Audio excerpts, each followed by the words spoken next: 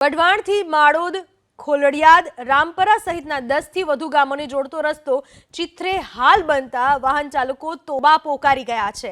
Wadhwan railway ફાટક પાસેથી પસાર થતા આ રસ્તા ઉપર અંદાજે 8 થી 10 ફૂટના મસ્ત મોટા ખાડામાં વાહન ચાલકો અવારનવાર અકસ્માતનો પણ ભોગ બની રહ્યા છે।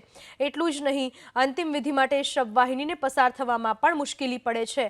વિરોધ પક્ષે પણ ધારાસભ્ય અને તંત્રને અનેક વખત રજૂઆત કરી, રજૂઆત છતાં તંત્રને આ ખાડાઓ પૂરવાનો સમય ન મળતા વાહન ચાલકોમાં રોષ જોવા મળી રહ્યો છે। अनेक वखत रजूआत करवा छतां आ बाबतनी कोईपण जातनी नक्कर कामगीरी थई नथी, संतोषकारक कामगीरी थई नथी।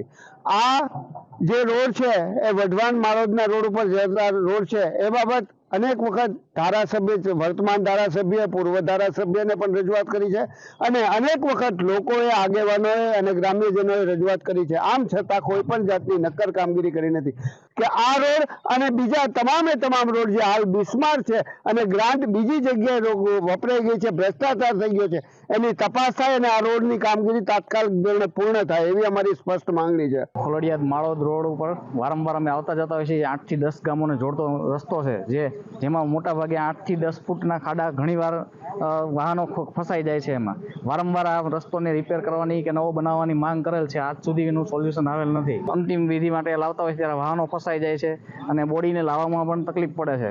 તો આ બધી સમસ્યા નિવારવા માટે વારંવાર અમે રજૂઆત કરેલી છે કે આ રસ્તાને તાત્કાલિક સારવાર કરાવો, પણ વારંવાર હજી એને પોઝિશનમાં છે। 10 ગામના લોકોની અવરજવર છે, વાહનો લઈને નીકળે છે તો વાહન લઈ જવા પર ખૂબ તકલીફ પડે છે।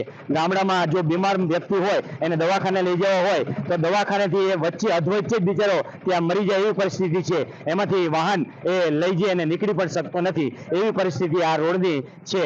તો અમારી સત્વરે વહેલી તકે આ રોડ એ નવો વ્યવસ્થિત રોડ થાય અને અમે વ્યવસ્થિત રીતે વાહન લઈ અને પસાર થઈ શકીએ એવું અમારી આ લોક માગણી અમારી એવી છે। આ રસ્તો એટલો બધો ખરાબ છે કે અહીંયા વાહન અમારા હાલતા નથી, મોટરસાઇકલ સ્લીપ ખાઈને કોક પડે છે અને લગભગ હજારો માણસો જે માળોદ છે, ખોલડિયાદ છે અને આગળ હાઈવેને ટચ થાય છે, તો આ 2 કે 3 વર્ષથી એટલો બધો કંડમ રસ્તો છે, તો એનું યોગ્ય કાર્યવાહી કરીને